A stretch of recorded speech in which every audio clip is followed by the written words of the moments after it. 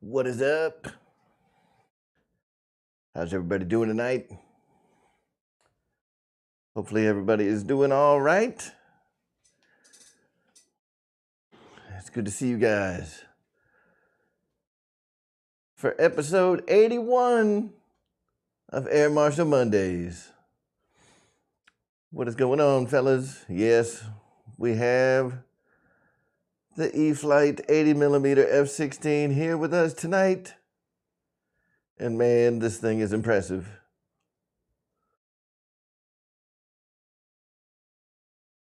Let's do some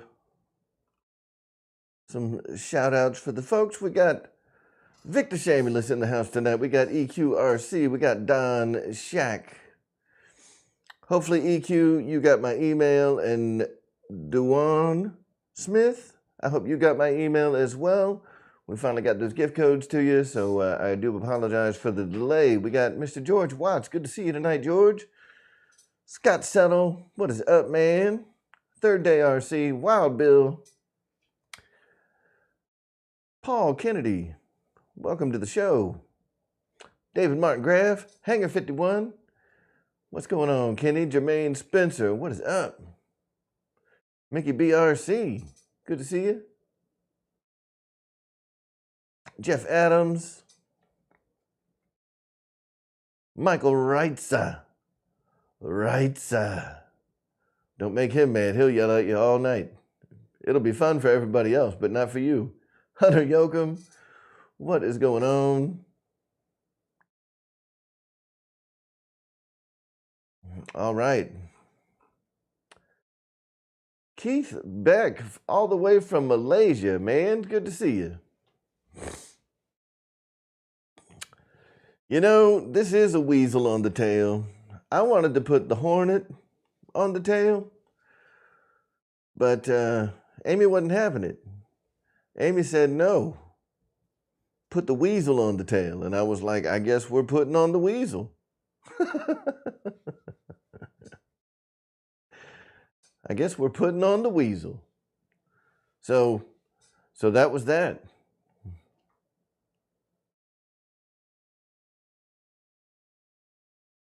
All right. So let's talk about this thing for a little bit. I just got this last week. Y'all saw it on the show last week. I didn't really, I didn't put it together last week because I had to like pack up my stuff and get out of town the next morning. And we just got back on Friday. I got it together over the weekend. The weather here in Atlanta is just absolutely horrid right now. This has been the worst flying season ever. Here in Atlanta, and it's supposed to be raining like every day for the next like 10 days. So I don't know when I'm going to be able to get out and fly this, but I hope that it's soon. Every day is just unpredictable, but I do want to talk about this thing a little bit because it's pretty bad to the bone. This is absolutely the best scale jet that I have seen from E-flite yet. And I know they always say that, right? Like, oh, this is the best one yet. Man, they aren't kidding. Nope, Paul, I haven't been able to get this out at all yet. It's got pretty small landing gear, and the way that the front gear door is situated, I'm sure that there are folks out there that fly it off of grass. I'd say if you have extremely well manicured grass, it probably wouldn't be a problem. But if you have like tall grass, it might be a problem. C Mafia, what is up? Good to see you, man. Aaron Phillips, what is up? All right. So yeah, this, I've seen the other E-flite scale military jets. The F4 was pretty good. The F-18 was pretty good. This F-16, though, is hands down one of the best military jets that I've seen, period. I mean, E-flite Free wing, this thing rivals free wing all day. It is an outstanding model. Outstanding. Nate, mine did not have the ESC problem that some did. So apparently some of the very early, like the first batch of these F-16s that went out, the ESC was flipped upside down. Mine is actually correct. The heat sink is down in the airflow. So no problems here. Yes, the included ordnance on this thing looks fantastic. I mean, they went out with all the details. They've got the colors correct. They did the water slides. The fins are outstanding. You know, it's not like one of them big, silly looking foam missiles. It's all foam or whatever. I mean, this thing is just awesome. So Scott Settle asked for a size comparison between the E-flite and the free wing. I mean, the only thing that I can do is, I mean, I can tell you the E-flite's a pretty good size model. It is an 80 millimeter. The free wing is a 90. Let me see if I have something readily available to be able to make that comparison like quick. I'll be right back. I mean, y'all can probably still hear me, but I'm going to try to find a tape measurer. Tape measurer.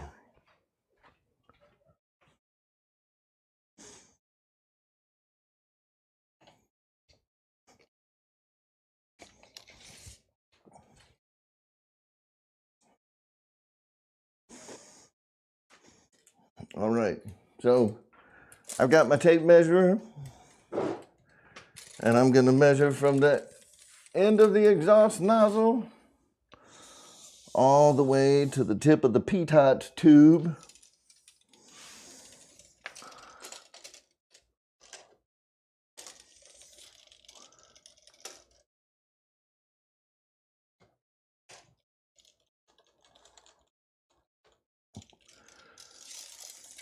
All right, the free wing is about 58 inches long.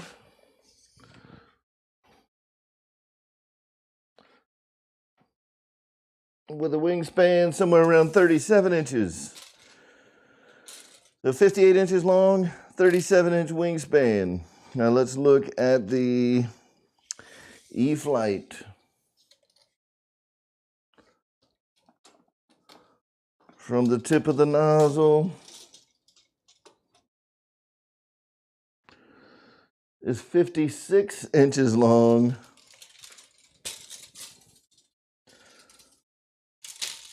So there's only like a 2-inch difference.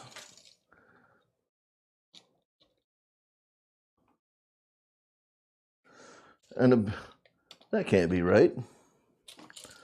About a 38-inch wingspan? What?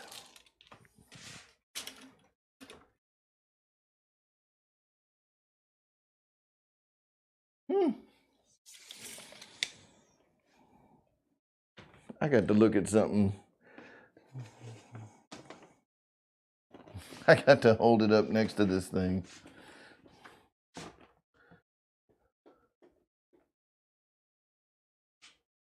I mean, is that right?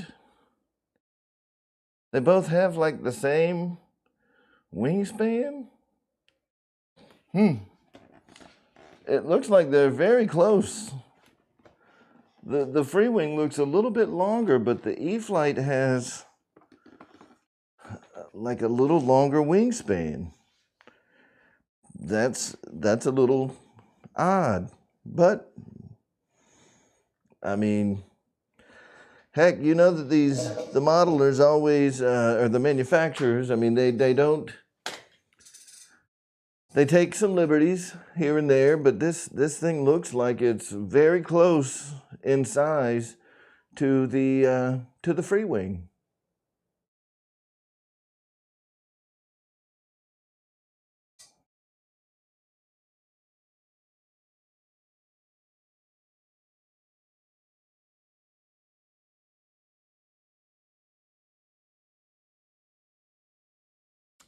Yeah, this may make it to the wall of foam, the hall of foam. This may make it there. I mean, this is a beautiful jet. I mean, there's nothing I can think of to complain about here. You know, it's just awesome. This thing is awesome. They did a great job. I mean, it's got a really cool cockpit, really nice looking scale pilot. It doesn't have, you know, it doesn't have like the typical Ron Jeremy, Tom Selleck pilot in it. They actually did something different. I mean, he's got custom paint. It's not all one color. It's good looking.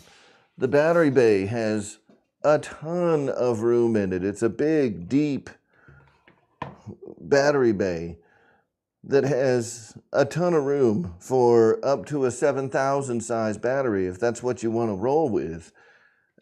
I mean, what the plastic, you know, plastic sheathing, plastic shroud around the entire cockpit area to prevent it from getting marred up and dinged up when you're taking the canopy on and off to put the battery in. There's just not much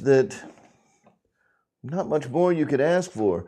And one of the other things that I thought was very interesting, and I'm kind of curious to find out how many of you guys know the answer to this. So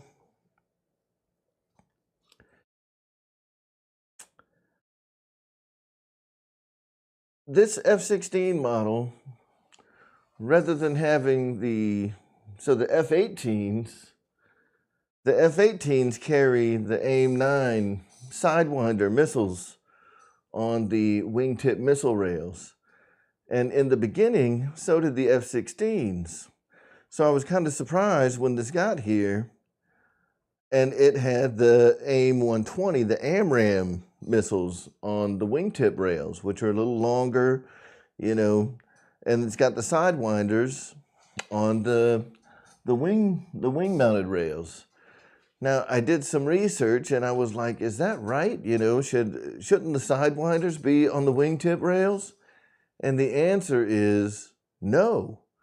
And what I'm curious about is how many of you guys know the answer to why the F-16 carries the AIM-120 AMRAAM missiles on the wingtip rails, because that is correct. It should have the AMRAAMs on the missile rails.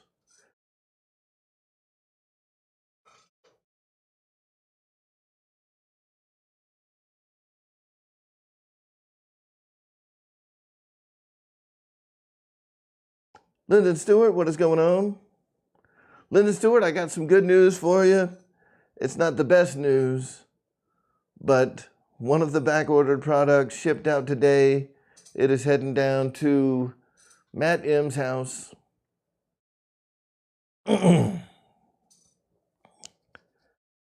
Right now, and he should have it soon, and that is the charger that we got for you. The Draco is still on back order. I have no idea when it's going to come in, but the charger's on its way. So he's got the transmitter, he's got the charger, and you know, we're all just kind of patiently waiting for that Draco to come back in stock. So don't you worry, we still got the hookup happening. George Watts, winner chicken dinner. Sounds like he went on a Google mission like I did. You know, because I was like, shouldn't this have the Sidewinder on the missile rails? And apparently, you know, the folks at Lockheed and General Dynamics, they did some studying to find out, like, because with the Sidewinders on the missile rails, the F-16 suffered from a lot of wing flutter, which was degrading the airframes. It was, you know, creating a lot of problems. So, you know, all the aerodynamics, fine people went to work and said, hey, start putting the AIM-120 AMRAAM missiles on the wingtip rails. So they plumbed out all the wiring and stuff to get the AMRAAM missiles to work on the wingtips, and that solved their problem with wing flutter.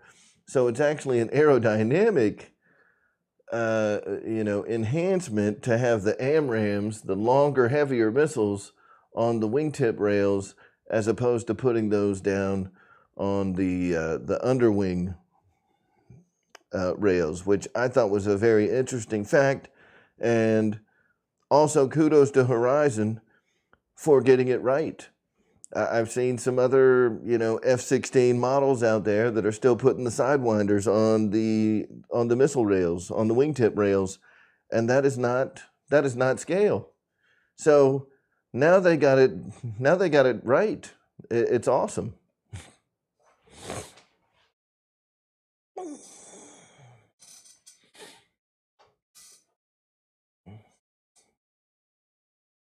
Yeah, Wreck 'em Roy ain't wrong. You know that Scott Settle is the reason that Draco props are on back order around the world.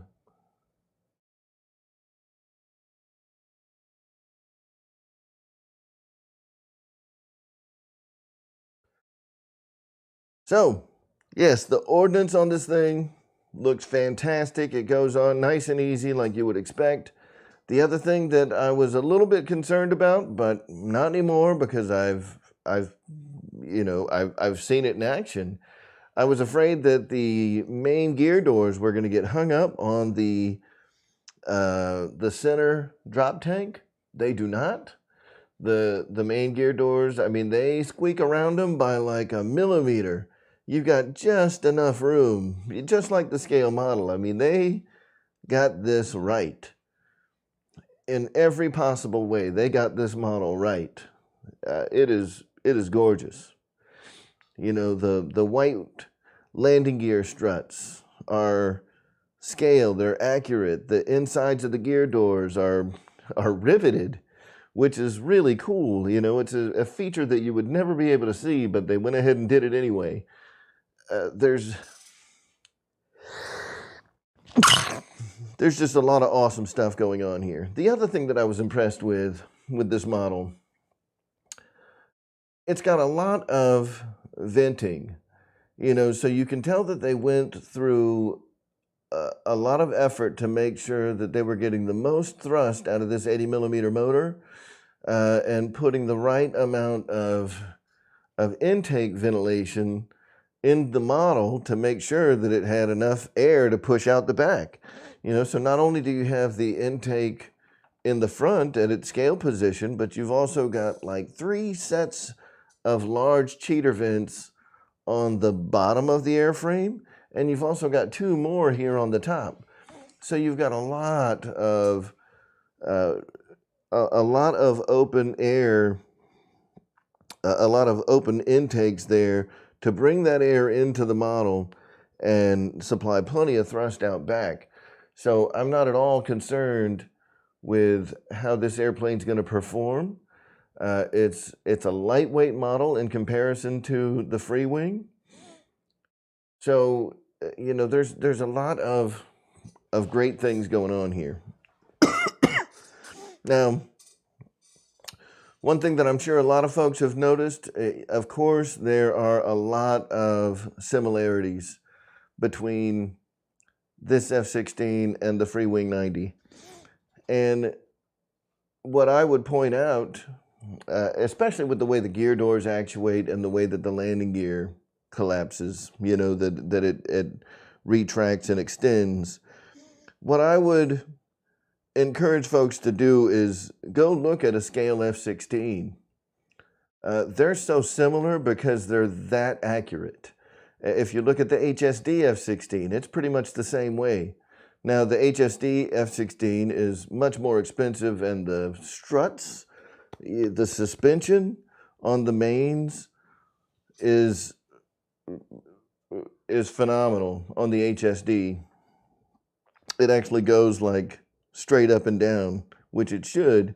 I think that, you know, for weight consideration and things like that on these smaller models, you know, they had to simplify that design a little bit. So they kind of, you know, they move outwards a little bit instead of going up and down.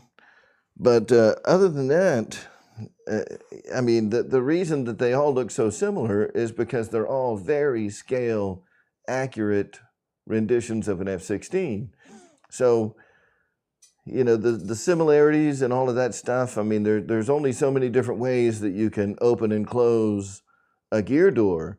There's only so many different ways that you can create that mechanism to get the gear to extend and retract properly. So, you know, you're going to have a lot of similarities from one model to the next. There's enough going on with this thing that's different that, you know, makes me feel pretty confident that this isn't just a complete ripoff.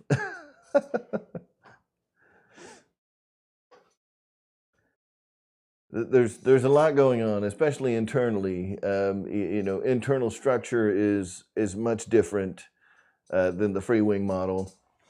There's actually some parts on the free wing that I prefer. There's some parts on the E-flite that I prefer. You know, namely the way that the elevator servos are mounted in the E-flite F-16. They're mounted sideways, so the arm is on the same plane as the control arm, where on the free wing, they're mounted sideways. So, or they're mounted up and down, right? So the arm swings on a horizontal plane while the control arm swings on a vertical plane. So there's multiple angles of articulation that are happening on that control rod that, you know, may or may not introduce binding, but it seems like that could have been, you know, thought out maybe a little better. I don't know. But what I like about these is they do sit them sideways.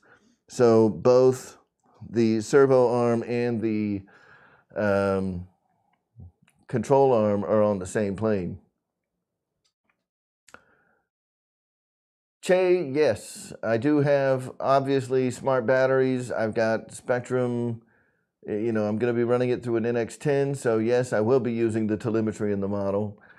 And it kind of makes sense, you know, and for you guys that are using smart batteries and are using either the DX Gen 2 or better, IX or NX series transmitters, this comes with everything that you need to get the full suite of smart telemetry.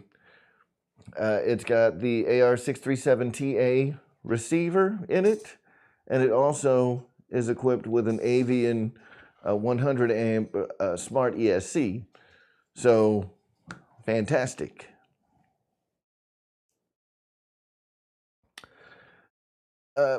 Pickled Pilot, not yet. So, I am going to do my initial flights on this. If I do anything, I will be installing the ring burner that E-flite has available as an optional accessory. And my reasoning for that is I want to do a more direct comparison between the E-flite 80mm F-16 and the Free Wing 90. The Free Wing 90 comes stock with a ring burner, like red LED ring burner, pre-installed. It's there right out of the box. The E-flite has an optional ring burner. So even though that may not be the best implementation of an afterburner, I know that there's obviously some debate on there or out there about what afterburners are the best or whatever. But I think that going that way gives me a more direct comparison of the performance between the E-flite model and the Free Wing.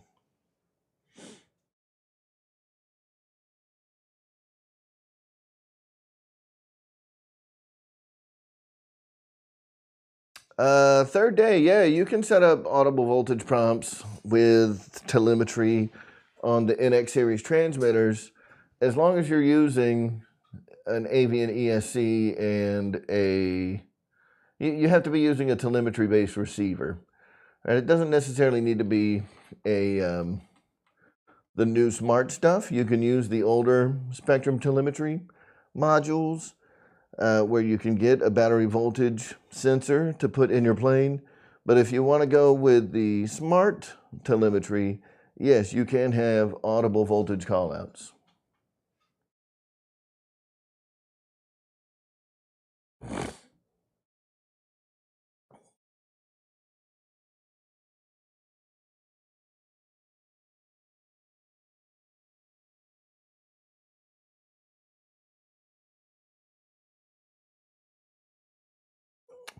Pilot Jerry, that's good news. That's good news. I actually do the same thing. I'll periodically go through all of my batteries, probably about once every 2 to 3 months. I'll go through all of my batteries. You know, if they're doing anything weird, I will put them through a charge cycle. I'll charge them up and then discharge them using my discharger and then balance them out. So about every 3 months, I go through a cycle of, you know, just battery maintenance, making sure everything is good and copacetic with my batteries, check all my internal resistances, make sure that everything is just looking good, right? So the batteries are, you know, performing well and are going to serve me well. And if they're not, you know, I'll take them out of circulation and not fly them anymore.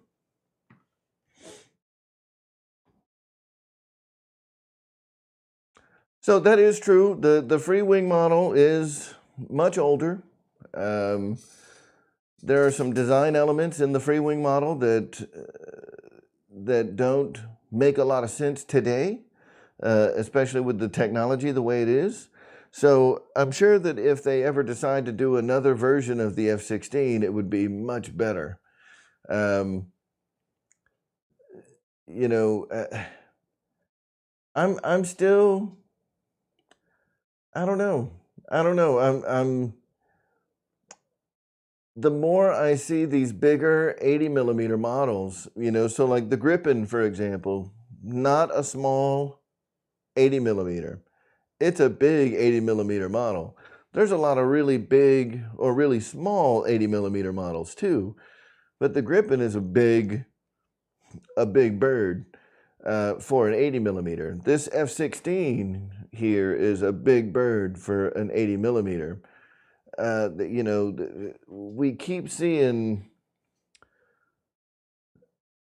fairly good sized airframes in the 80 millimeter EDF size, and we're getting much better performance than we were getting out of some of the older tech 90 millimeters. So I don't know if they've just gotten better at construction techniques and making the models lighter and more efficient on an 80 millimeter fan, if they've gotten better with the way that they set up the, you know, the intake and exhaust systems where we're maximizing the thrust that an 80 millimeter EDF can produce.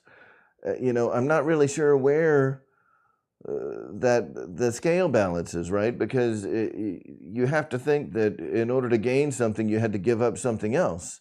But a model like this, where we've got a model that's almost the same size as the free wing 90 millimeter, I mean, I can tell you they didn't really give up much of anything. It's still a gorgeous model. It's still got plenty of scale features. It's still got lights all over the place. Not quite as many as the free wing has, if I'm being fair, but it still has a lot of lights. It's got, you know, all the scale bits, all the scale features, the plastic cladding on the leading edge extensions. It's got the plastic cladding up here. It's got, you know, I mean, it's just a very well-built model. Now, on the free wing, there's a lot of wood in there, and I think that E-flite, I mean FMS, right? That's who makes this. E-flite and FMS opted for more of a all foam and carbon, you know, foam, carbon fiber reinforcements throughout, and plastic bits rather than going with a lot of internal plywood structure. So, you know, the folks that have The free wing F-16, you know, you guys know that there's quite a bit of plywood reinforcement and structure inside the free wing F-16. You know, so back in the elevator section where the elevator servos mount to, they're mounting to plywood. The gear door servos are mounting to plywood. You know, there's quite a bit of plywood reinforcement and structure inside that model. You don't see any of that here.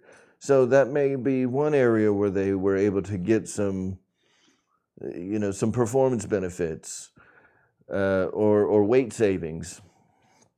I'm not 100% sure, you know, but like I said, I mean, you have to give up something to gain it in other areas. So,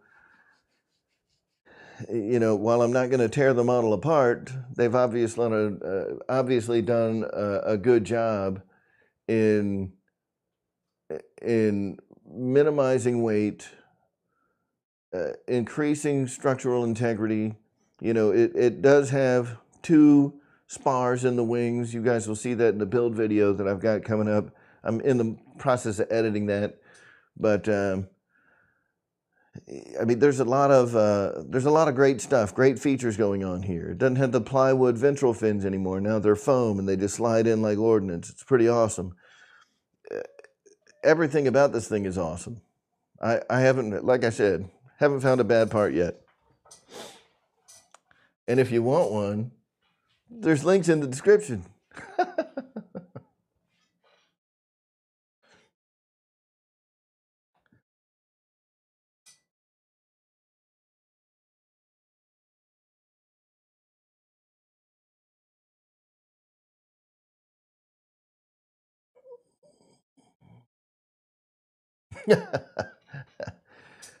That's funny. Oh, Che, yeah, the landing gear on the free wing is expensive, dude. George Watts, not yet. Unfortunately, the weather here has been absolutely trash. It's just trash. The weather here is terrible right now. And I mean, it's been just pouring, raining sideways all day. That's supposed to extend all through the week. We might get some relief Saturday. Maybe. If we do, I'm going to, I mean, look, the next time the sun is out and it's dry outside, you can betcha I'm heading to the field with this bad boy. I am very much looking forward to flying it. You know, we got to do some videos, obviously. And we're going to take the old free wing F-16 out too. Yeah, Scott, man, I know, dude. It's terrible. It has been absolutely terrible, dude. Rainy, windy, just trash. Just trash.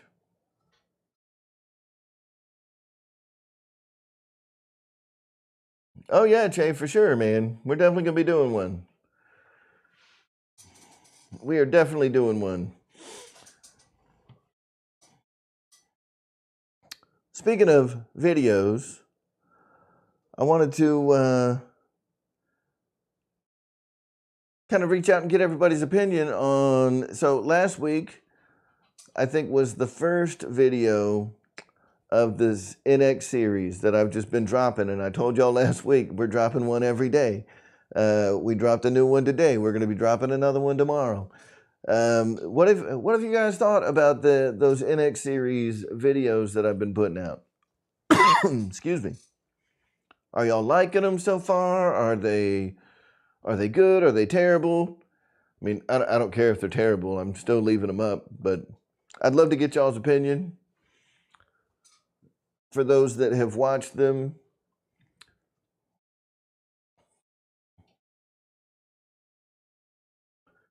have y'all learned anything new? Is it all like stuff that you knew already?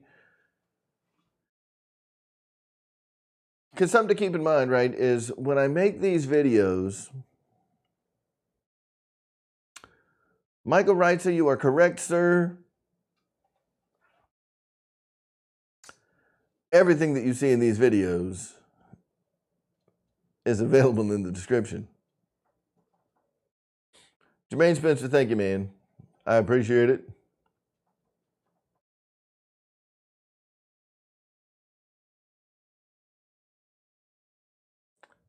Kenny, I'm glad that you said that, but I know you're lying. Why on earth would you ever watch a video about spectrum programming? Oh, Che, yeah, man. Listen, I watched that. Lyndon, that's great. You're going to have one coming to you soon, my friend. So keep those videos bookmarked. You will be seeing them again soon. Che, you had me nervous with that L-39 video, man. Like the takeoff, the first one when you were at the the shorter runway, and I was like, no, like, oh my God, please don't let it end this way. And then the second takeoff, like as you're coming up, it kind of veers off to the left, and I'm like, oh my God, don't let it hit a tree or a bush. And the flight of that thing was awesome. You were way beyond your timer, but I know that you've got that jetty telemetry, so you were able to see, that you still had some battery life remaining. And I mean, you did that first go around, and I was like, oh, set her down. And then you did another one, and I was like, oh no.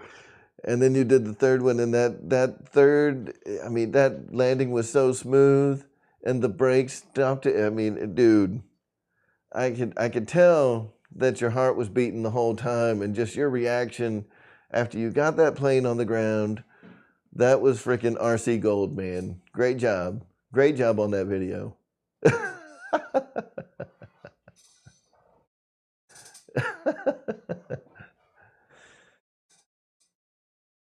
But that was an awesome plane to see flying. Just kudos to you, man. Congratulations. I know that's got to be one of those, that's a plane you can have pride in for a long time.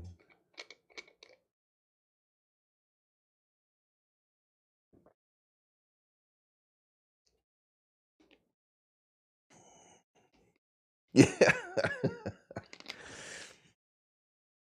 Paul Ballard, Hamilton's Hangar. Go check out his YouTube channel if you haven't already. He recently put up a video of him flying the Black Horse L-39. And he's put a lot of money into that model. He's been working on it for a couple of months now. And, just did the maiden flight on it a couple days ago. Got his wife to film him flying it. And, I mean, that thing, it looks like it flew great. It was a good video, and Che's reaction just throughout the video was fantastic.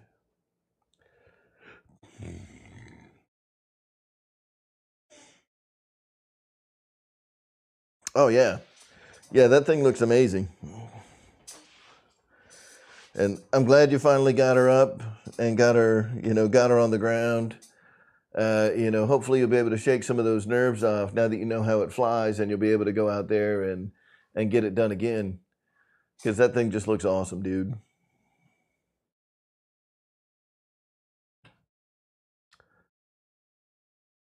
So, outside of the F-16, I've seen some other new things creeping up that I didn't even see get announced by our good friends at Horizon Hobby. And maybe they made a mistake, maybe not. But did y'all know that the UMX Radian is back? I didn't know that till today. The UMX Radian is back, and it's available on pre-order. You can buy it now. Head over to rcairmarshal.com, click the Horizon link. You can pre-order yourself a UMX Radian, 99 bucks. And it is the newer electronics version, and it has the telemetry in it, so it'll send the battery voltage back out to your radio. So, I mean, I think that's cool. I didn't even see an announcement for the UMX Radian. So it must have been, with very little fanfare that they, re-released this old UMX model.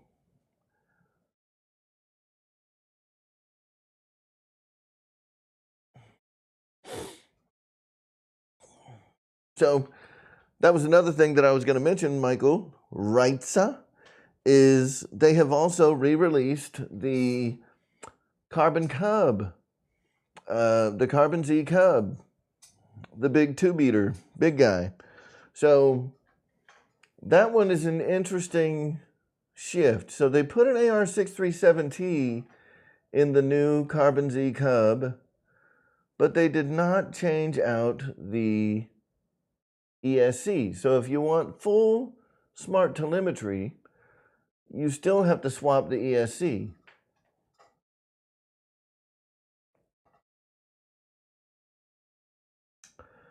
Hamilton Tanger, Che, I did not get the Viper. I mean, I'm one of those suckers that still calls an F-16 a Viper.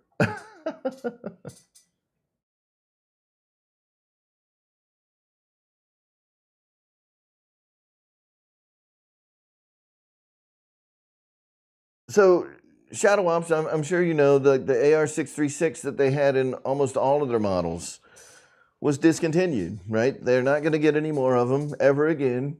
So what they have now is all you're ever going to see. So all the models that had the AR-636, as soon as those models are sold out, you're never going to see those models again, unfortunately.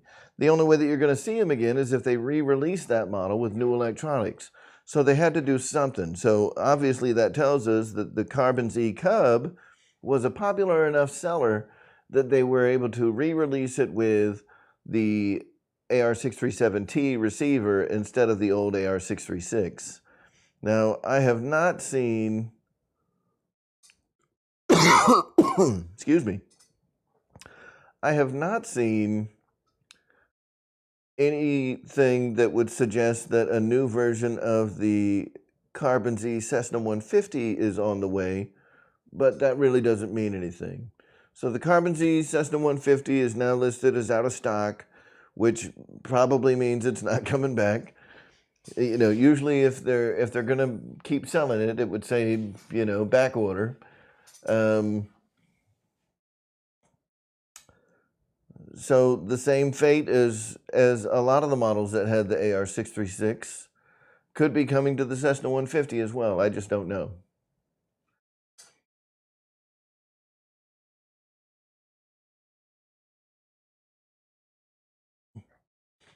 Airvex, man, I try to keep up, dude. I try to keep up.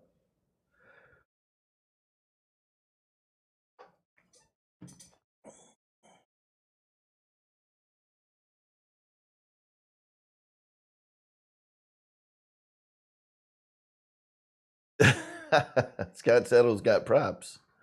He's got some props.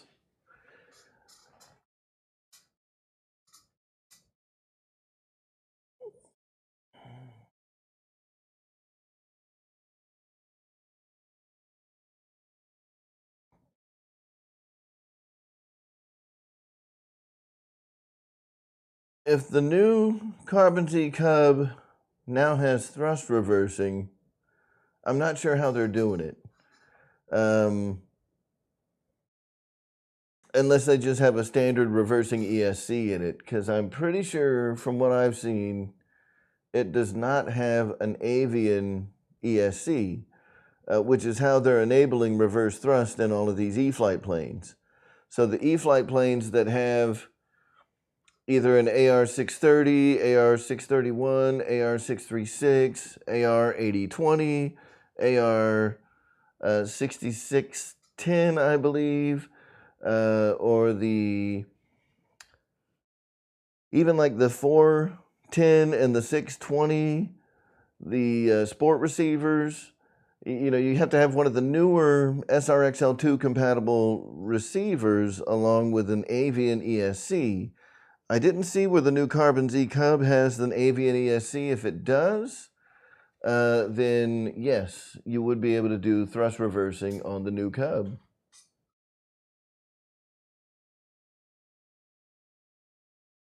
Yeah. So, I mean, to me, if they did the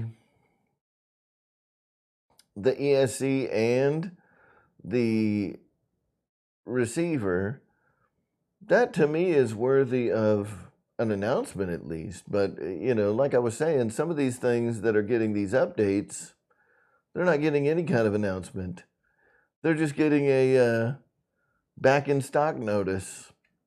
Like, hey, the Carbon-Z Cub is back in stock, and now it's got an AR-637T and an avian ESC. That's great. If it's got an avian ESC in it, then yes, that certainly opens it up to, you know, the full telemetry using smart batteries, as well as being able to get reverse thrust capability. So that's awesome.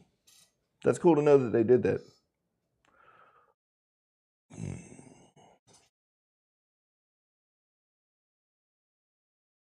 Riker IC, that's what I saw as well.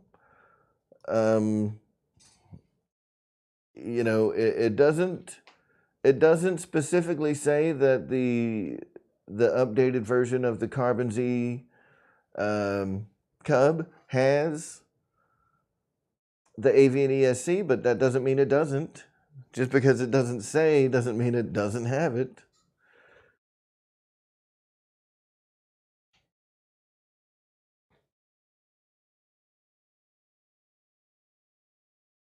So that's cool. Now, it may be that these guys on these videos just put an avian ESC in there, because the 60 amp avian ESC is not an expensive upgrade. It'd be worth it to me to put an avian ESC in there just to be able to get that thrust reversing, especially if you're going to put that Cub on floats. You know, that's one of my favorite features of using the reverse thrust.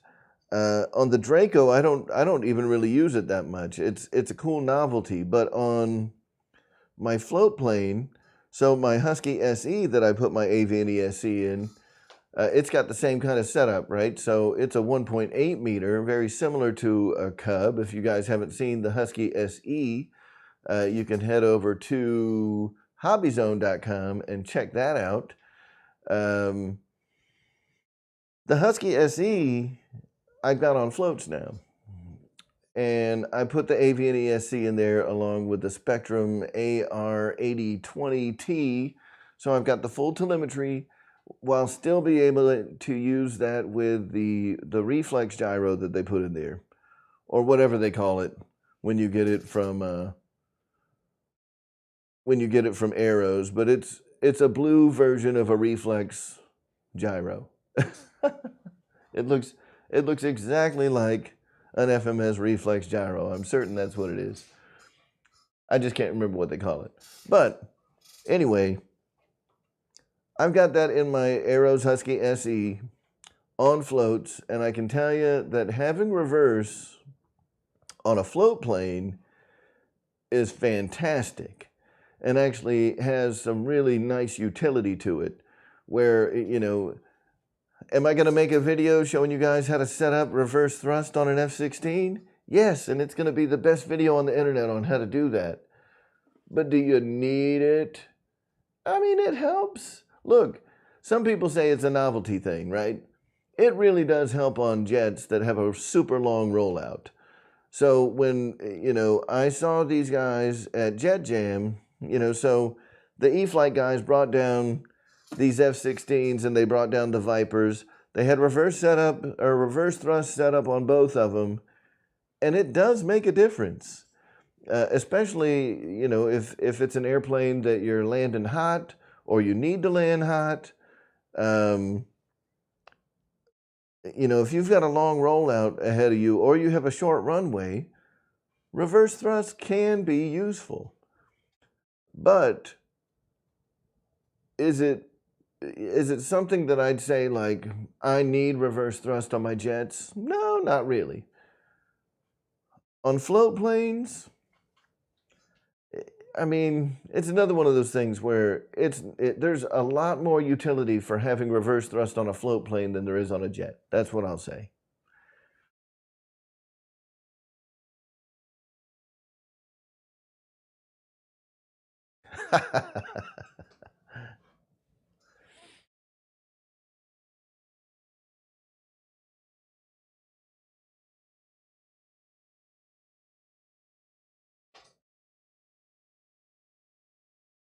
Yeah, George Watts, and that's what we're using it for on these EDFs.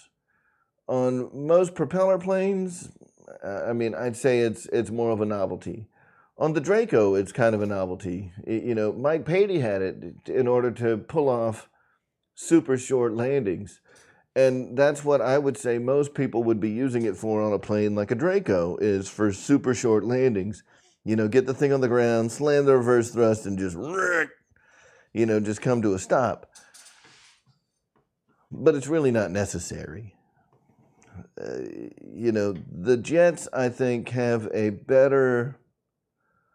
The jets have a better argument to have reverse thrust than most prop planes, with the exception of float planes. Float planes with reverse, that's a good pair.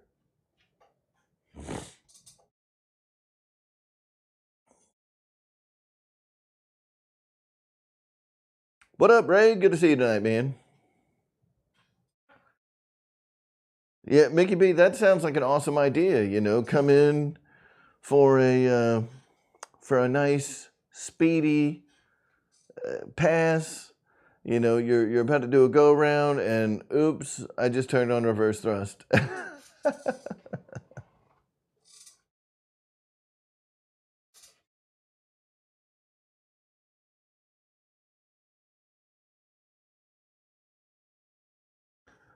Bob Turner, I'll be 100% honest with you on this question. I am going to have to defer that question over to everybody else in the chat. I have never flown off geotechs. All the runways I've flown on have been blacktop. They've all been asphalt. So I guess I'm spoiled rotten. There's other folks out there that have flown on geotechs, though, I'm sure.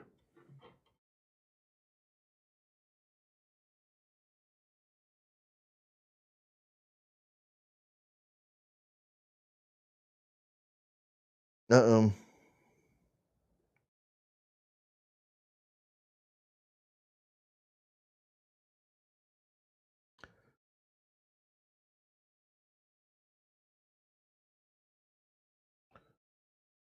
City of Industry, California.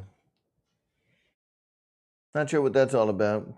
I got a package coming from FedEx, coming from City of Industry, California, that requires a signature. So that means it's a high dollar item. I don't even know what the heck that is.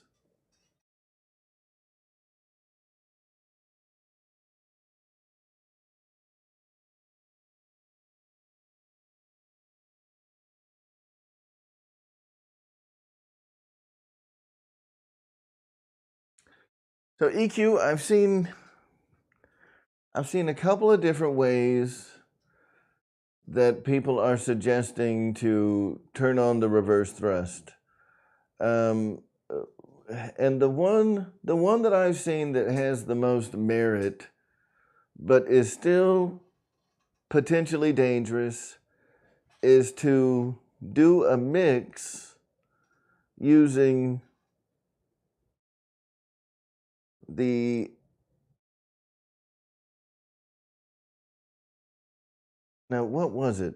What was it that was going on there? Because, oh, yes.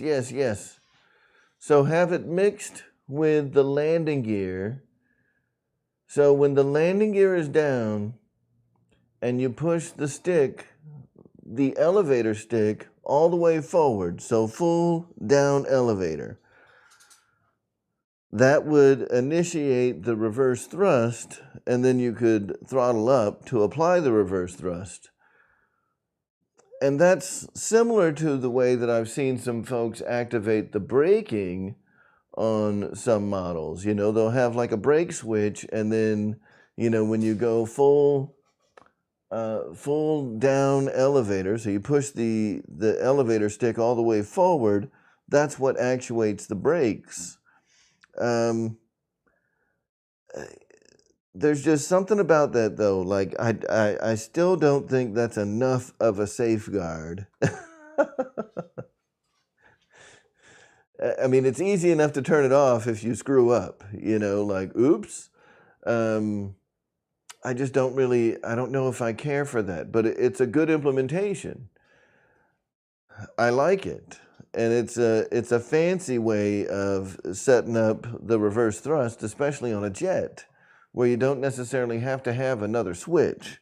You know, that the switch is enabled through the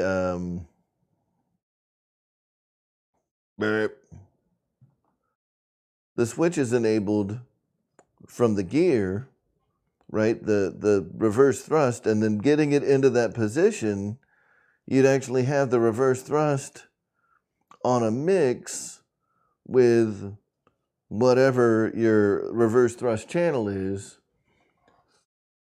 and you don't actually go into reverse thrust until you throw that elevator stick all the way forward.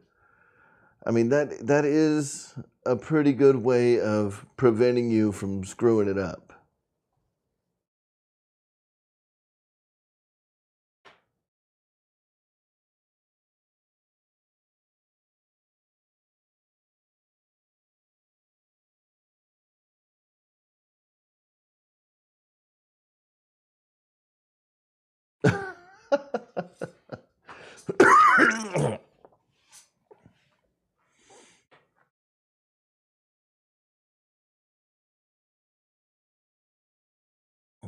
Well, I mean, that's the thing. If the reverse is only, if that mix is only active when the gear is down, the only time that you're really in danger when you're flying the plane is if you're doing some kind of insano negative G pushover with the gear down, like a dirty negative G roll, which is crazy.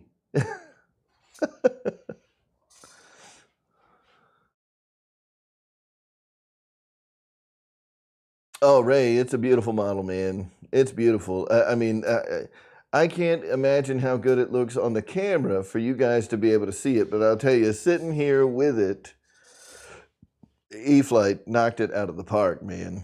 This is the best. It's the best E-flite model I've seen, which is sad because I said that when the Draco came out. I was like, this is the best E-flite model I've seen, and now I've got this F-16, and I'm saying it again. You know, it's like E-flite, they've had what I would consider kind of, you know, and listen, I'm not talking bad about E-flite at all, but their planes have been more, I don't know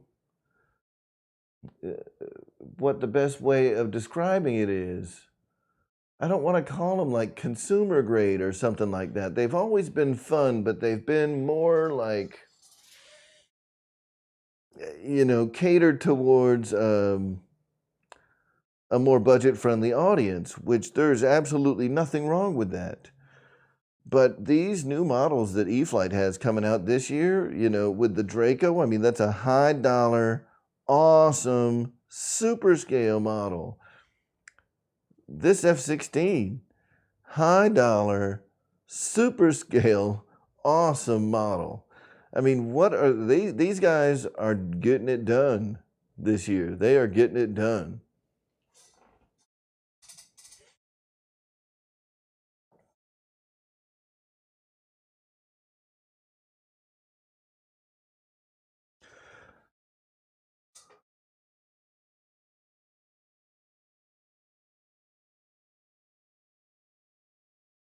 That's right. Michael Wrights has said it. If you're ready to buy an E-flite 80mm F-16, the link's in the description.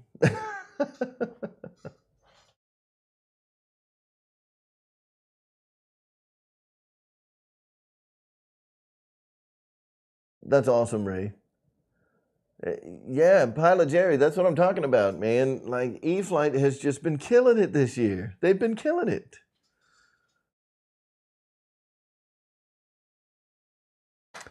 So Paul Kennedy,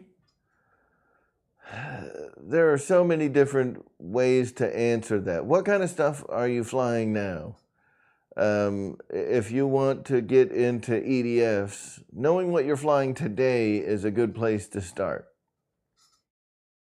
As far as like how we, because I'm not the only person that's going to answer this. Obviously, there's a lot of people in the room, so they're all going to pipe in with their suggestions.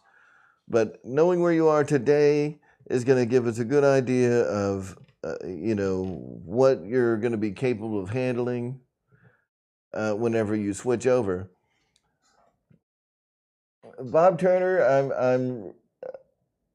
I am very hesitant to give this airplane like a full-on grass endorsement, unless you've got well-manicured grass.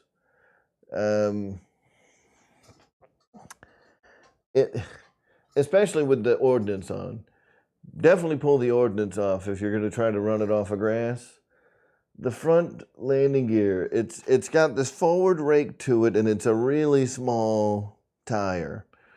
Unless your grass is very well manicured and it's smooth underneath.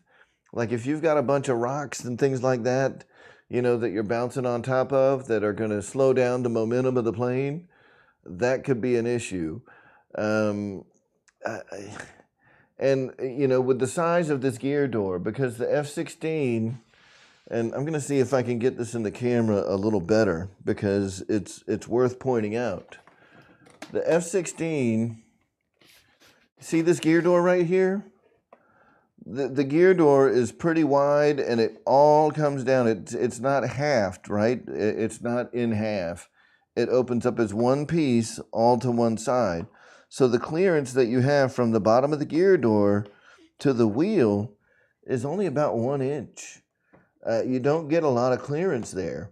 So, while it may fly great off of grass, if you make some modifications, and I'm lying, it's probably more like 1.5 inches, maybe 2 at the most. But I can definitely see in the event that front wheel gets compressed, right? So if we compress that suspension down, I mean, you're losing 1 inch there. And now you're talking like 1 inch, 1.25 inches with the front gear fully compressed. So, I mean, I would not.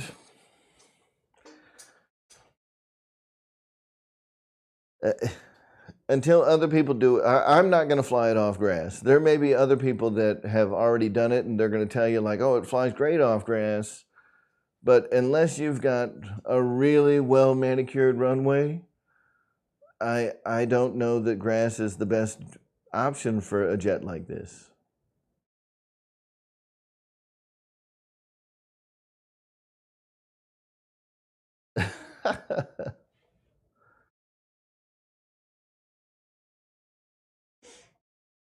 So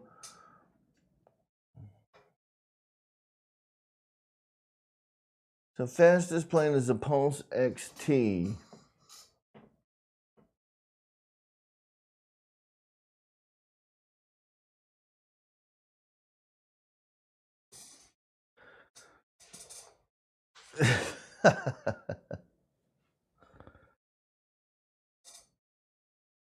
Yeah, now Jeff's Custom, I mean, he flies off a grass field, but that one is absolutely the exception, not the rule. So, I mean, his field is like putting green, manicured, awesome. Yeah, it's grass, but it's awesome. I can't imagine that there's any plane that couldn't take off of, the field that Jeff Custom RC flies off of. I'd love to fly off that field. That'd be sweet. Because in a lot of ways, I mean, grass is a lot more forgiving than, especially like a well manicured thing like Jeff's Custom flies off of. That's a lot more forgiving field than asphalt. You land the wrong way on asphalt. Asphalt doesn't give. I mean, it only takes. It takes your foam planes. It takes your landing gear. You know, so when you're landing on a nice, grass field, it's got some additional cushion there. It's a lot less abrasive, so you've got some forgiveness there that you just don't have on asphalt. I'd prefer to fly off of a runway like that, but it's not what I got. Pilot Ryan, what is going on? Yeah, well manicured grass is great for a lot of different kinds of planes, not just warbirds.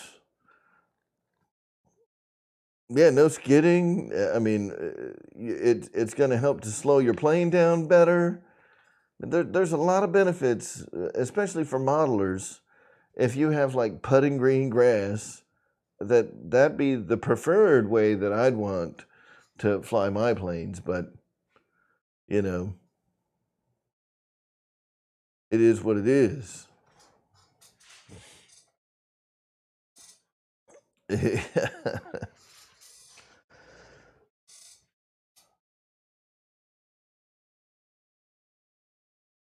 All right, so in addition to this F-16, we've still got the other one that I am also going to be, doing a review on here soon. We've got other planes on the way, which are going to be cool when they get here. I mean, we've got a lot of videos coming. And what's fun is all of these NX series stuff, that's all pre-recorded. The only thing that sucks is they aren't all pre-edited. So I've got like a whole bunch of these NX series tutorials that I still want to maintain this daily release cycle, and I'm having to edit them, like a week out, like a week in advance. So I've got like several videos in the queue that I need to get edited and ready to go on YouTube. And while those are still happening every day, I'm still going to be recording like this build video. I'm going to be editing that tonight. Hopefully that'll go up tomorrow. I'm still going to be doing other stuff all at the same time while these Spectrum videos are coming out. So there's going to be a ton of content coming out on the channel here over the next couple of months.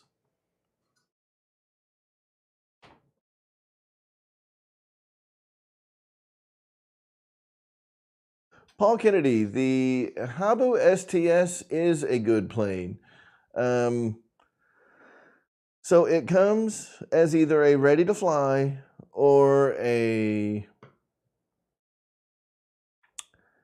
not an ARF a plug and play, right? So if you've already got a Spectrum transmitter and you don't mind doing some programming, the Habu in its plug and play form would be a great trainer jet. If you've never flown a jet before. Some other great jets that stand out in my head as great first jets would be the Aeros RC Marlin, the E-flite 70mm Viper, the Habu STS that you were talking about, and there are several free-wing planes that come to mind that I think are very good, very forgiving first jets, even though a lot of people don't agree. But this is my show, so I'm going to tell you what I think. I think the free-wing Avanti is a very forgiving airframe as a first jet if you've already got 6S packs. I think the free-wing L39 and the free-wing T33, all three of those free-wing models could potentially be good first jets. Along with, like I was saying, the E-flite Viper 70mm. E-flite Viper 90mm, probably too much for a first jet, but the 70mm is perfect. The Aeros Marlin, yeah. I mean, those are the ones that come to mind. And obviously the E-flite Habu. The E-flite Habu if you were going to do that one, I would probably do the plug and play and get an AR-631 receiver to go with it and set it up where you've got you've got your AS3X, you've got your safe and all that stuff, just in case. I'm not suggesting that you fly in safe all the time, but just in case, you lose orientation of the plane, you get going too fast, whatever, you got it there as a nice, fail safe. The other thing that's great about that Habu is you can probably use a lot of the batteries that you've already got. So it flies okay on a 3S pack, believe it or not, and it flies good on a 4S pack. So as far as getting into a jet for an affordable price and something that's going to have very forgiving flight characteristics, the Habu STS is a great choice. But it's not going to be quite the same experience as you would have if you got the Habu STS ready to fly with the flight controller and the way that one behaves.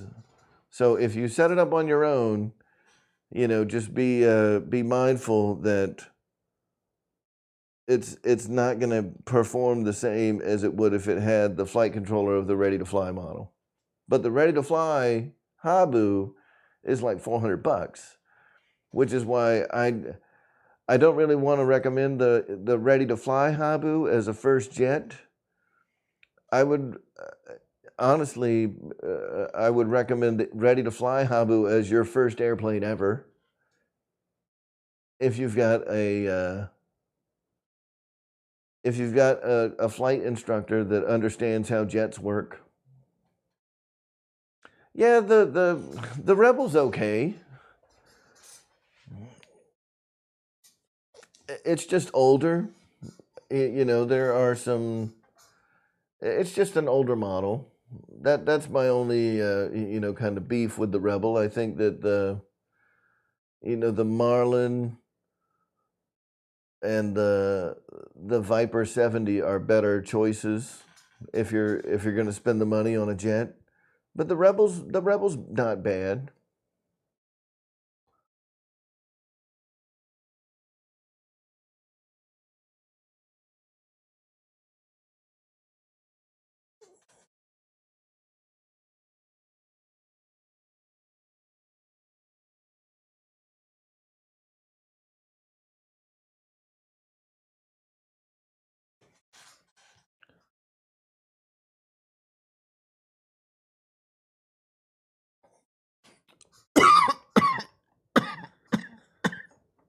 Excuse me.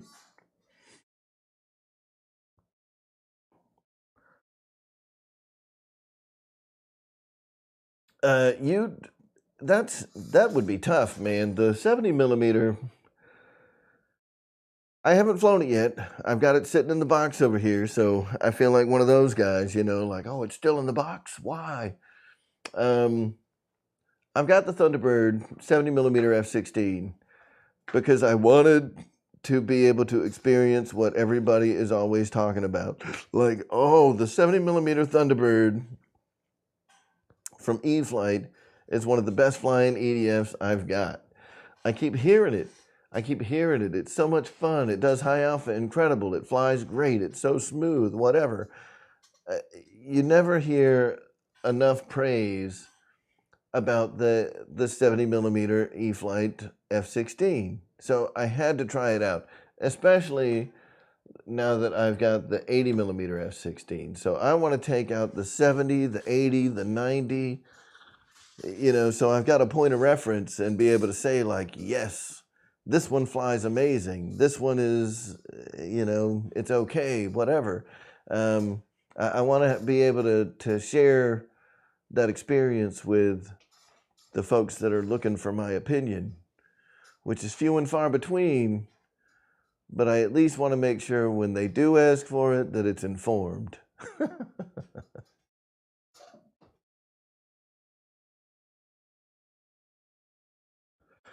Yeah, George Watts. I'll tell you what, that Avanti S from Freewing, especially now that all you're getting is the high performance version of it. That's all that's available.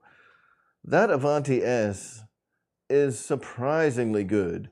It is very well behaved airframes. Nice, it's stable. It has a huge speed envelope. It can slow way down, and it is fast, fast, fast. So, I mean, that 80 millimeter Avanti, man, that thing is quick.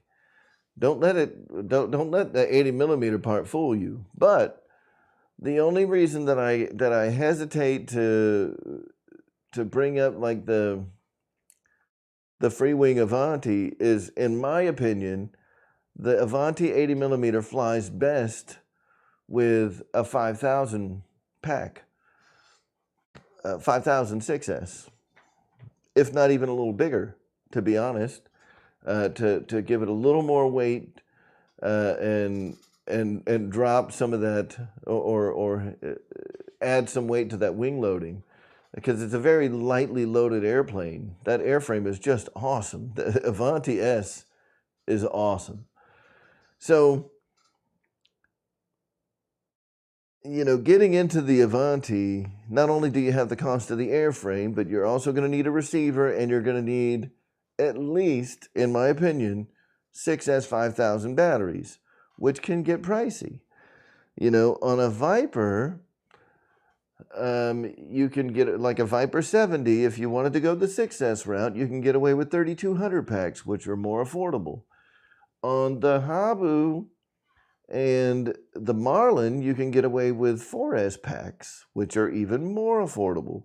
So, you know, especially on like the Marlin, you can get away with like a 2200, a 2500 4S pack. On the little 64 millimeter, you know, someone had brought up the 64 millimeter E-flite F-16. You can get away with a 2200 4S pack with that plane, and it flies fantastic. But I still think the Avanti, out of all of them, the flight characteristics of the Avanti and the Viper are the ones that, to me, stand out to make it a better first jet than the others, because you're going to continue to be able to enjoy both of those planes long after you have transitioned into EDF jets. You know, I don't want to say transitioned away from propellers and into jets, because I think that, yes, while there are some people that, you know, that never want to fly propeller planes again, at some point in time, I think that itch is going to come back. It happened for me. You know, I was flying for like a year, transitioned to jets, and then after like a year of flying jets, I got another propeller plane and was like, dude, I like the propeller planes a little better. But the Avanti S, just to me, has some of the best flight characteristics of any EDF out there. I mean, just, it doesn't get much better than an Avanti S. Now, the E-flite Viper, the 70 millimeter, also an absolutely fantastic flyer. Huge speed envelope, so it can slow way down and it can get rocket fast. The 90 millimeter E-flite Viper that's coming, it slows way down and it can get rocket fast. But how much do you want to invest in batteries on your first jet? So, you know, all of those things kind of play into that decision. I'd say if money is no object and you don't mind buying the receiver, you don't mind buying the batteries, the Freewing Avanti's got to be pretty high on your list. It's just awesome. That 80 millimeter Avanti is awesome.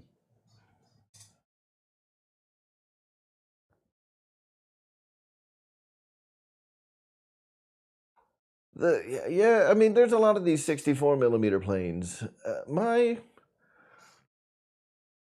problem with recommending the smaller planes, so I know that a lot of people like to recommend the smaller 64 millimeter, the hand toss and boss, whatever you want to call them, the smaller 64 millimeter jets. I don't particularly care for them because, number one, they are smaller and they're not as easy to see once they get up in the air, which makes it hard to train, with a plane that you can barely see, and that, again, just my opinion. I don't think that they carry their weight very well. So, they don't have the same kind of speed envelope and glide ratio and everything that you're going to see from like that 70 millimeter Viper or the Avanti.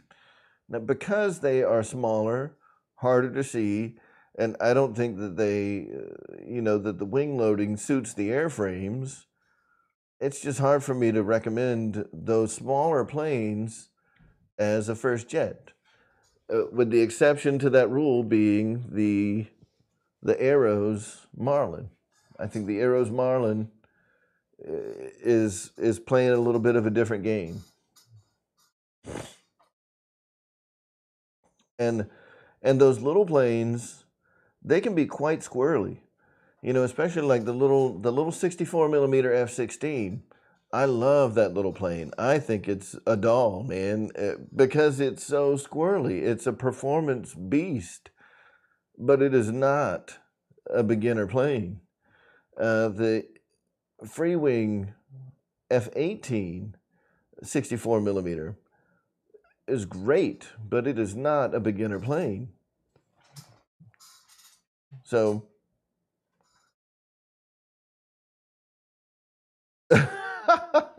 George Watts, that's funny.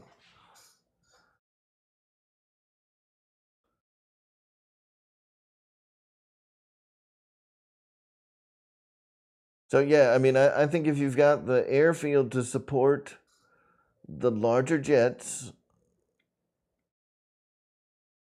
that like the Avanti S or the Viper, I think are the best choices because they're just so good, and you can slow them down. You can fly them like at the speed of a warbird, for example, like a slower warbird. You don't need to be hauling butt. Can you slow it down like trainer slow? No. You still need to be carrying about 30, 40 miles an hour, but you can slow them down enough to be able to track them, and everything is great. Now, if you're, and like George Watts has been saying all the time, and this is another reason why I just love the Avanti so much, it's got like monster truck landing gear. You can land on, it's like insane suspension on that thing. So it's very forgiving in that respect too.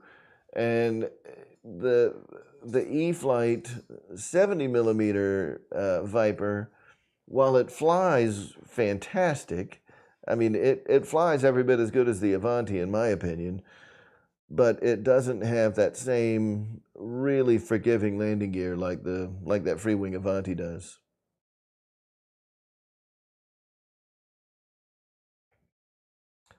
Oh yeah, Barry Campbell, that A-10 that David Snyder's got looks awesome.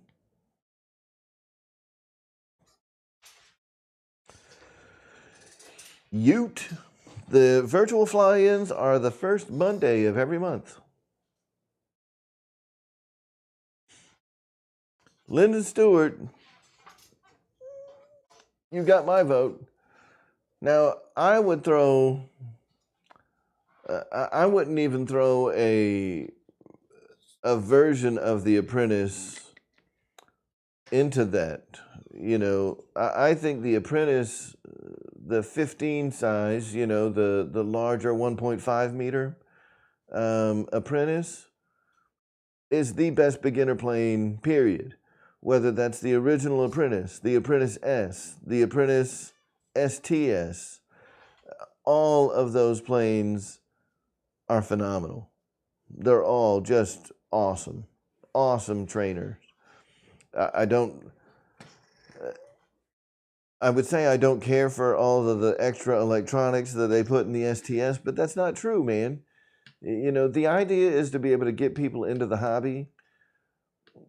And I think as a club trainer, the Apprentice and the Apprentice S were fantastic.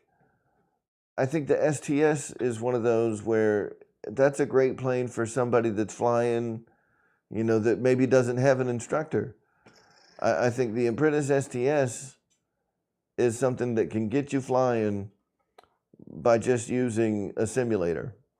And, you know, the flight lessons that come with Real Flight 9 or Real Flight 9.5, you know, follow the flight lessons, get up to speed using the simulator, and then take a plane like an Apprentice STS and go out there and fly. Yeah, I agree. I think the Apprentice models, just in general, the 1.5s, I like the 1.5s better than the 1.2s or the 1.1s, the little mini Apprentice. The mini Apprentice is fantastic, but the Apprentice is just better. It's bigger. Bigger flies better.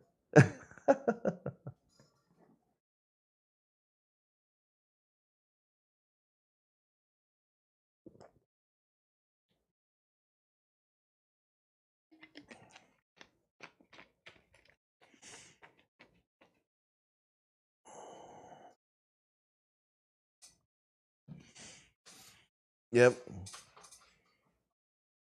So absolutely, the Apprentice, one of the best beginner planes ever. Jackson RC Aviation, how you doing tonight, buddy? How are you doing? Boss 223, what is up?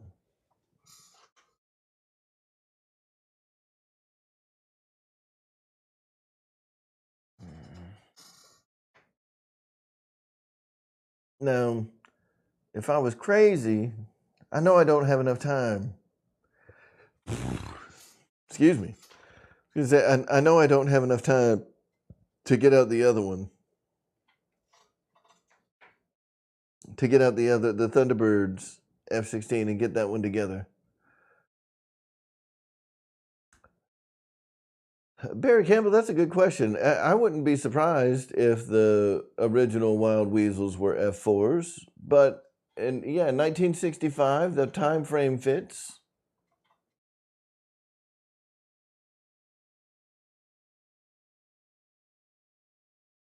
The time frame fits for that to have been an F4 squadron back then.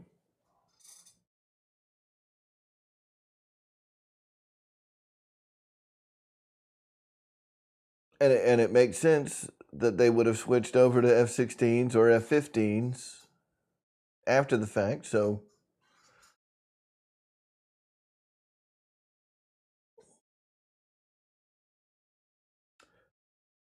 yep. But I think I said in the beginning, you know, for those of you that showed up a little late, when I got this, I was looking at all the decals, and Amy, you know, stops by. So I was going to use the crap.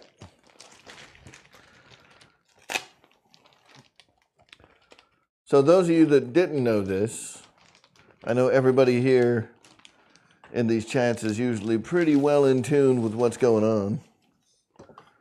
But you get 4 sets of decals, right? So the decals for the Wild Weasel are already off of here. You get 4 sets of decals for the F-16 80 millimeter from E-flite. So whichever one of these airframes, or whichever one of these you go with, you know, I mean, it's up to you.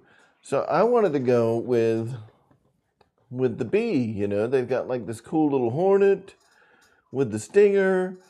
I thought that was a good looking, you know, good looking tail art. And Amy comes over and she just straight up was like, no, don't do that. put the weasel on it with the lightning bolt. And I'm like, I guess the weasel with the lightning bolt wins.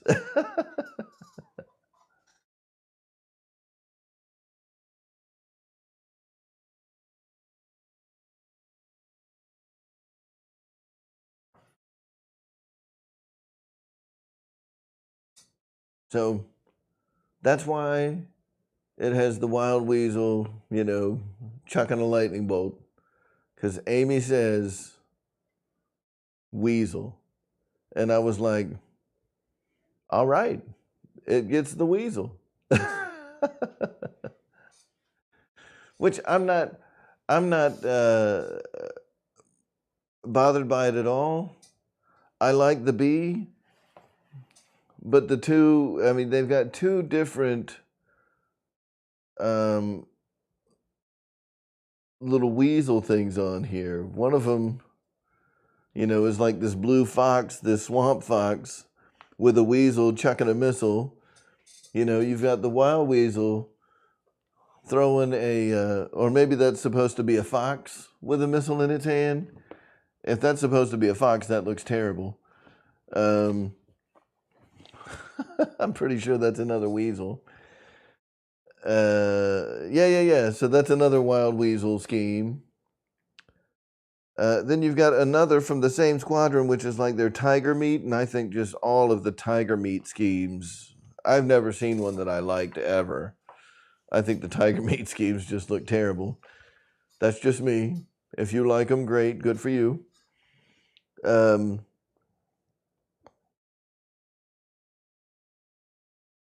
Yeah, so I like the wild weasels.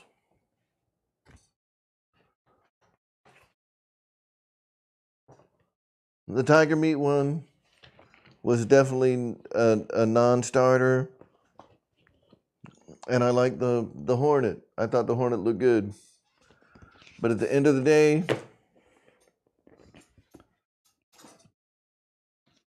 we chose to go with the big Wild Weasel 50th anniversary scheme.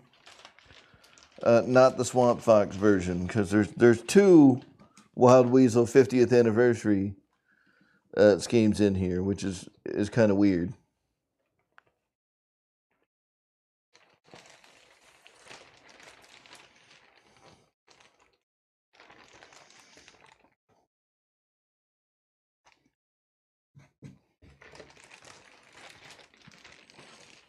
All right.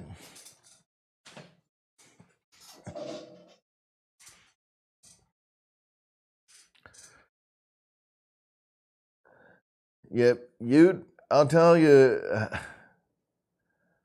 I have never. I've always thought the F-16 was kind of a utility plane. I was always a much bigger fan of like the F-15 and the F-18. I think the F-18 is just a gorgeous airplane, but that's just me, right? So my crazy opinions ain't worth much. But you know, the F-16 was always like this utilitarian, you know, like Spartan airframe, like an F-5, you know, just very, just down and dirty to the point. You know, are they awesome? Yeah, you know, there's no denying that an F-16 is an awesome airplane. I just never thought that it had like a lot of, you know, I don't know. There wasn't like any pizzazz to it. It was just very, it is what it is. You know, like let's build a rocket with wings on it. And I just felt like the lines of like an F-18 and the F-15 and even the F-22, you know, all these planes that I've got hanging all the way around me, you know, when we talk about like modern, like current in-service aircraft, the F-16 doesn't sit on my my list of like sexiest military airplanes. But I'm biased, man. I was in the Navy. Of course, I think F-18s are awesome.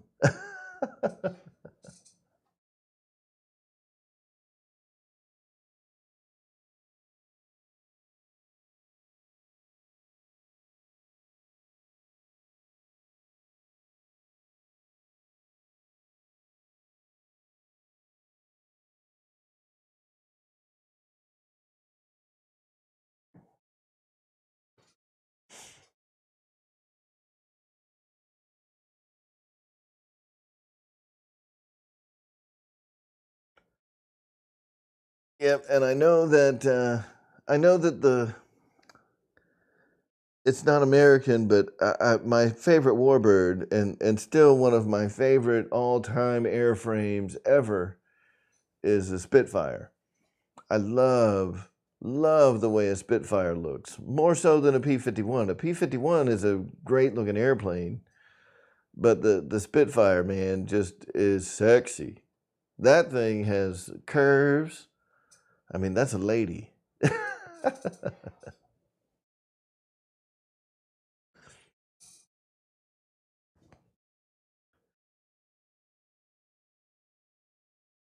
of like the F-18. That's how I feel about the F-18, you know? Like the F-18 is definitely a lady, you know, that you would want to go dancing with. The F-16 is a lady that'll punch you in the face. I don't want to dance with her. I mean, it's still a lady, you know, it's a good looking plane, but it looks rough. You know, like, I ain't dancing with her.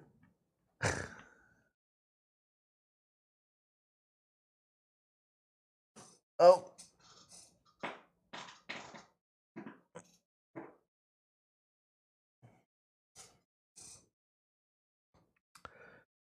yeah, BD Tennessee, I'll tell you what, the F-15 and the F-18 are by far my two favorite airframes.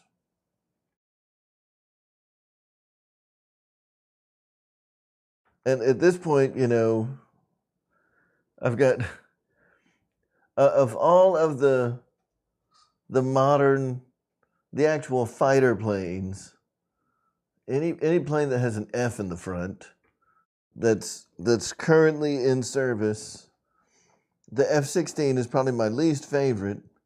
Yet, of the models that I own, I have more F-16s than any other airplane. Hmm.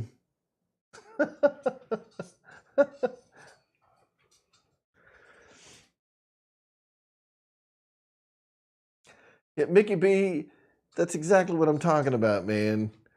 Like, you definitely want to hang out, but you don't really want to go out on a date with her. You want her to be on the friend side of things because when the going gets tough, you know that she's going to have your back, but she's a brute, you know, like, not necessarily bad looking, but probably would kick your butt. And the F-15 is kind of the same way, you know. The F-15, not quite as sexy as the F-18. Like the F-18, you want to take the F-18 out on a date and show her off to your friends. The F-15, you want to maybe do Netflix and chill, but not tell your friends. The F-16, though, is like, she stays in the friend zone, but you never want to be on her bad side, you know, because she'll come in and sock you in the jaw.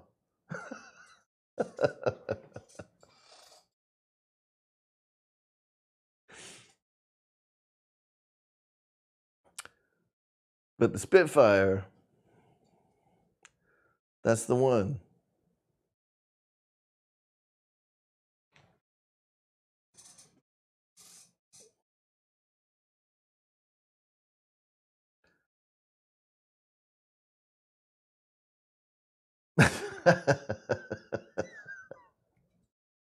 Yeah. Yeah, the Spitfire is the one you want to have a family. You know, that's your settle down forever, the forever plane.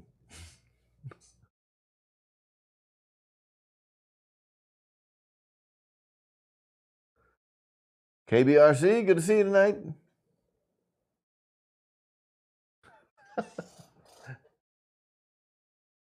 So, I know a lot of that is ridiculous, man, but I mean that's kind of how I feel.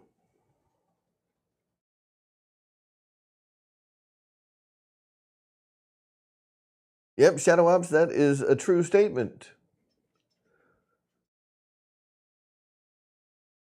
And like the legacy of the Spitfire was born from race planes, from Supermarine.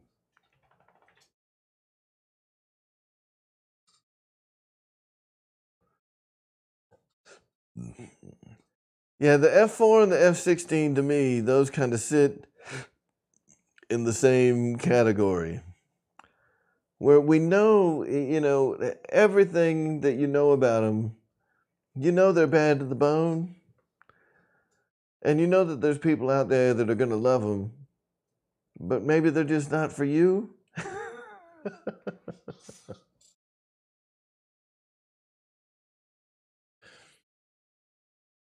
That's how I feel about it.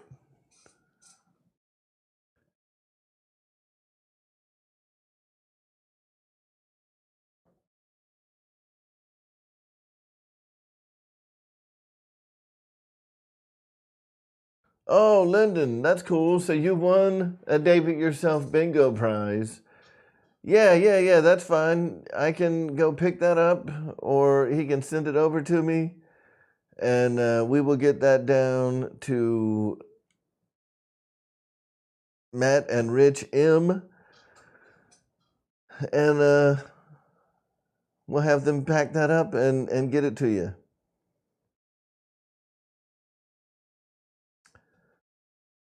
So I'm not a big, most of the flying that I do is very scale. Let's call it very conservative, very wussy. So I will do, I don't like doing like a lot of inverted stuff. I'll do like slow rolls and loops, um, you know, barrel rolls, whatever, just basic aerobatic type things. But I'm not like a big fan of really pushing the limits of what the airframes can do, because I don't like throwing airplanes away. And every time I attempt to do something crazy, that tends to be what happens, is I end up throwing the airplane away later.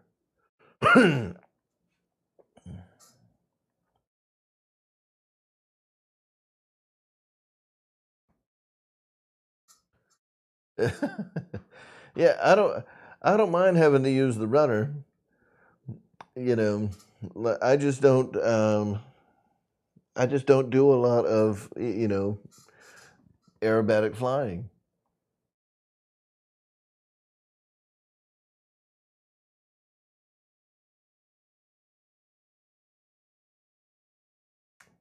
Yeah, it's a big nasty bruiser, but this is,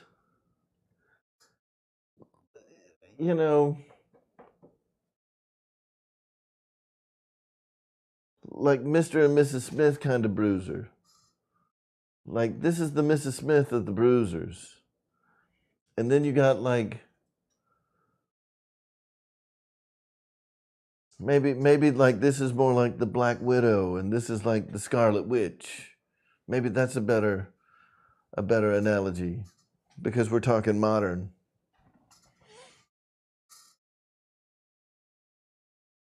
Like this will definitely go out and whoop some butts, but man, it sure looks good doing it. And woo!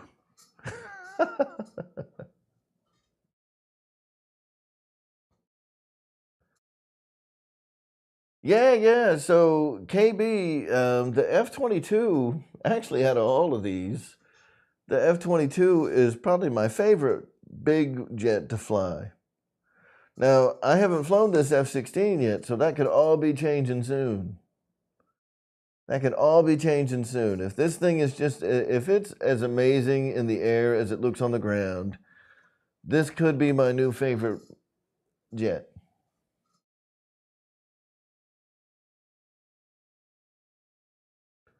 Because it is a sexy beast. I like it a lot.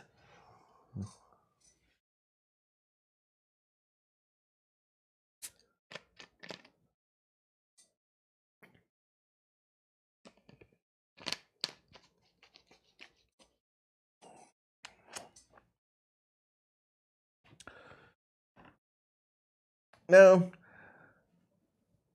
and that's what's funny about this hobby, right? Just because it's not my favorite looking airplane doesn't mean that I don't absolutely adore the way that it flies. So,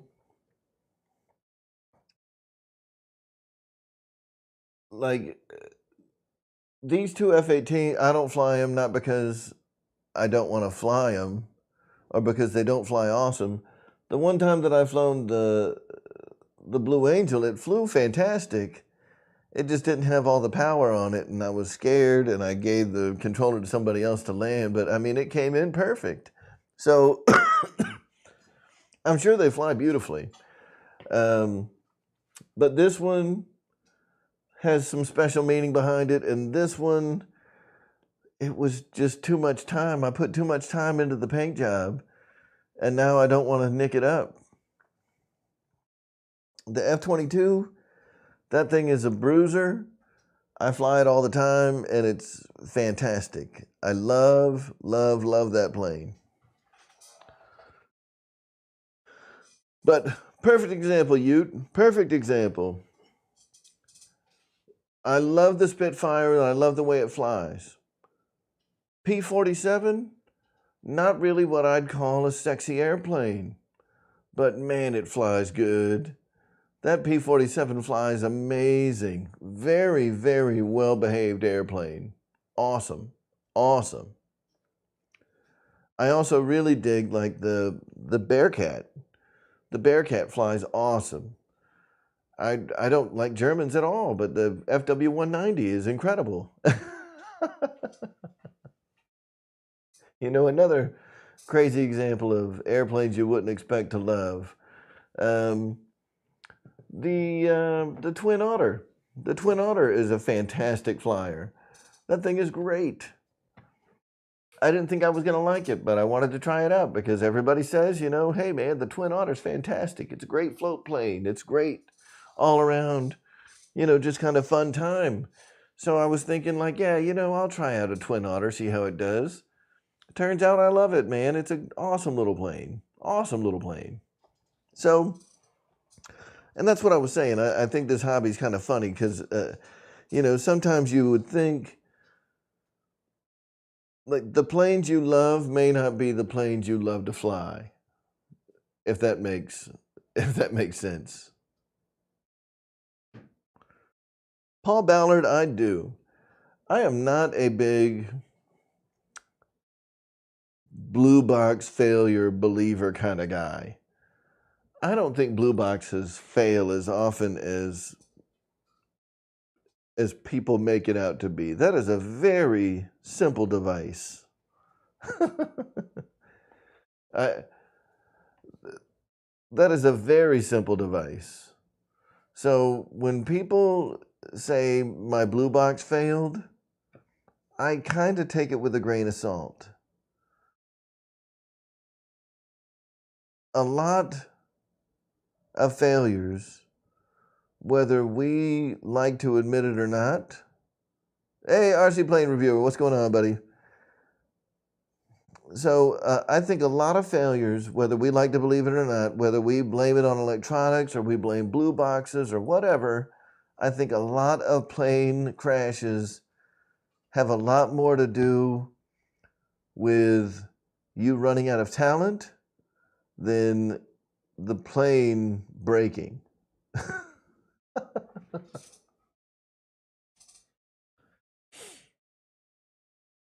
Unfortunately, that happens for a lot of us quite often.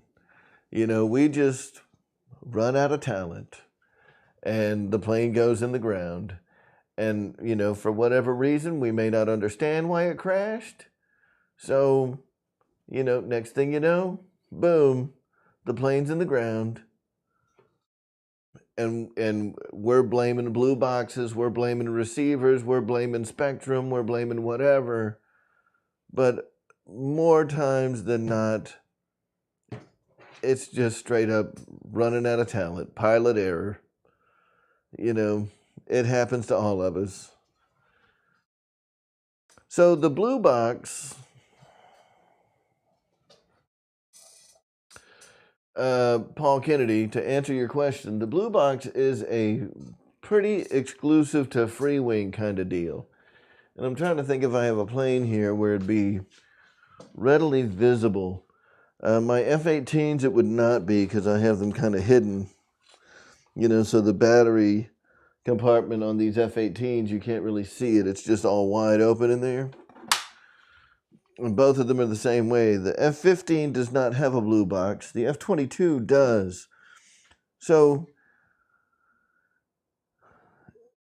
I think I might have one right here, actually.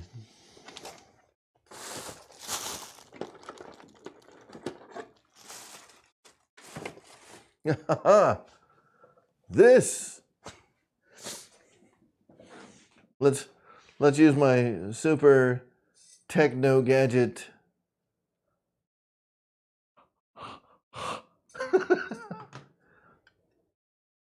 This. Can you see it? This is a blue box. What this is it is a little multi-function box, very simple device that you plug in basically all your control surfaces, your lights, your landing gear, gear doors, whatever, all plug into this. That way you can use a simple 6-servo or 6-channel receiver, you know, so you've got basically inputs and outputs. So along here, I've got my 5 inputs for aileron, elevator, rudder, gear, flaps, all that stuff. Then you've got all your light outputs, and over here you've got where you connect all of your stuff. So, you've got all the places where you plug in everything else. Basically, it is a very well done package that takes the place of all those Y connectors that you see in other airplanes, right? It's a very easy way of cleaning up all that mess. Plug all of your stuff into here. You know, you've got your 2 wing connectors on the little blue box. It's just a very tidy way of consolidating all of those wires into one thing where we just have those 6 plugs that we plug our receiver into and we're done, right? So it cleans up the installations, makes all the electronics much easier to manage. Excuse me. So there are certainly folks out there that will tell you like, oh, the blue box failed and it made my whole plane go kaput.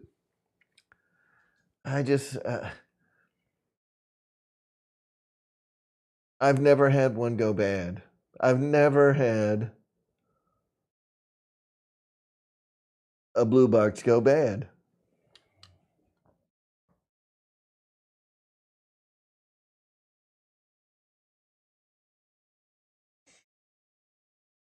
And so, listen, RC Plane Reviewer, I mean, look, we all have some affinity towards free wing and flight line, but for them to say they're upgrading something very soon, that could be like in the next 2 years, dude. They're coming out with a new plane too. God knows when it's happening. I've lost my faith in their release schedule, I guess is the best way to put it. I haven't lost my faith in them as a company. You know, I still think they do great work, but man, it's just been so weird lately. And I hope that it changes soon, but right now it's just hard to, you know, hard to think that I know Free Wing's doing something. They gotta be, man. They gotta be.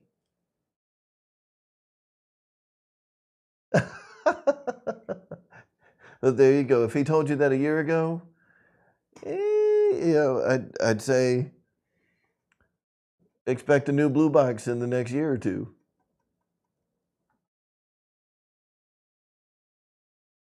But exactly, guys. You guys know what I'm talking about.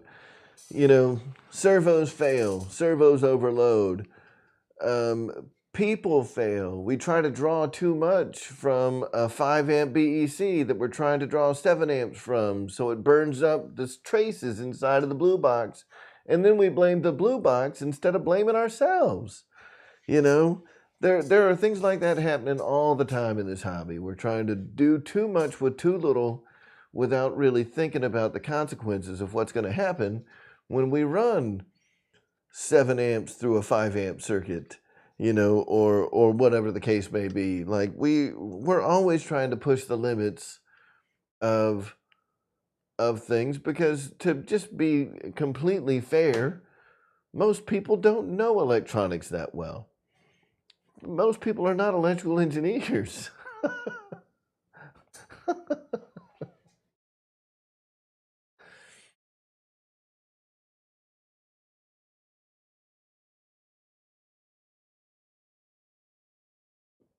Yeah, I can't believe, or I can't imagine that he would.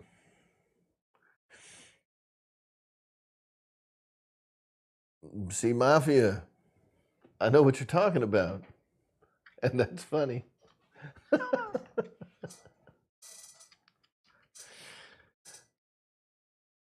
Race 22 crew, what is up? So listen, we only got like 3 minutes left, and I'm not sure if Gooniac's still in here, but Gooniac, if you want to drop a link to your stream that is upcoming, that would be awesome. So guys, if you are in here, be sure to stick around after the show tonight at 10:05.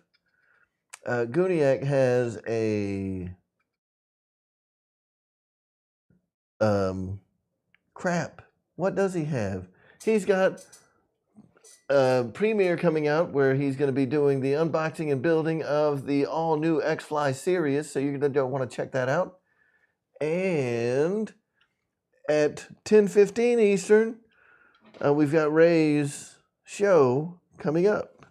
So be sure to hang out, go take a break, go eat a snack, take a drink, grab a smoke, whatever you do, and join Ray, Gooniac, RC Creations, maker of the Gooniac Fired Booty.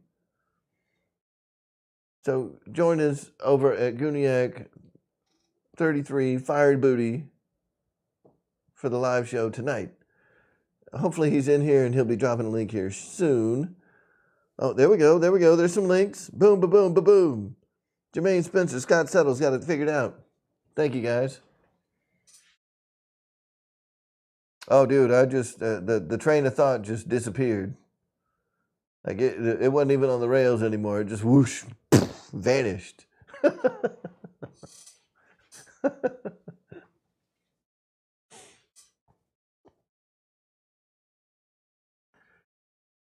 Yeah, the serious is serious. And listen, as always, if you want your serious in 3 days, head on over to rcairmarshal.com. And now is the time to plug a bunch of links and stuff, right? Head over to rcairmarshal.com, click that BitGo link, and buy your serious from my BitGo link, and you will get it in 3 days. I can't guarantee that. That is completely anecdotal. Scott Settle got his in 3 days, though, when he used my link. And I got to feel like everyone's going to get the Scott Settle treatment when they use the RC Air Marshals links at BitGo Hobby. Also, for all of the things that you need to change your RC life, be sure to check rcairmarshal.com. If you are not subscribed to the channel, then shame on you, because we have new videos coming out telling you how to use your NX Series radio every day. Also, be sure to subscribe, turn on your notifications so you can see when the review video of this beautiful beast comes out, as well as the Dancing Wing PT-17. We never know when that's going to drop, but you guys know I got it. So we're going to have videos dropping on the Dancing Wing Balsa PT-17 here soon. We've got videos coming up for the E-flite 70mm F-16 Thunderbird edition. That should be a blast. Anyway, guys, tonight it is 10 o'clock and I am outie here. As always, I appreciate you guys coming. Thank you so much for stopping by tonight. Thank you so much for hanging out. And stay tuned to the channel. We've got lots and lots of new stuff coming this week. Everybody have fun. We'll see y'all later.